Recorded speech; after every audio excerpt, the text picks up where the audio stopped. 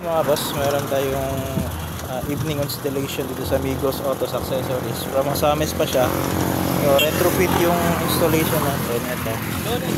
Retrofit ng headlight ng Toyota Vios. Yan. Ito mga boss. Then additional fog light. Ito. Fog lang. Pero malakas pa rin yung output. Yan. Fog lang yan. Ito yung final output.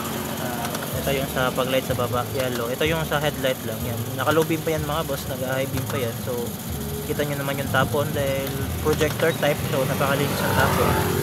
Ito retrofit, napakalinis ang paggawa niyan mga boss. Then silyado ulit yan para iwas basa. Ayan. So naka-high beam yan mga boss ha.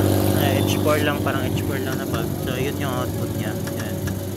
So napakalakas and napakalinis ng tapon ng ilaw. Ito yung fog light yan. Ito sa baba. So nagko-complement yung white sa yellow. Ito yung sa fog light. So di na siya nakakasulo kasi sa baba lang naman.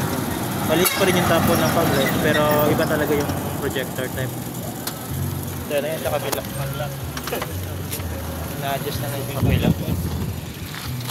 Yan, na-adjust na lang dahil medyo mababa lang. Yan. So kita nyo yung output mga boss. Napakalinaw yan. I-press gamay. Ito na po. Yan na mga boss, ito lang yan sa Amigo Auto Accessories yan. Overnight installation tayo. So ito ang atamis mga boss. Headlight, retrofit, tsaka fog light. Toyota Vios. So kita nyo kahit the more na malayo yung sasakyan, the more na malayo yung output ng projector.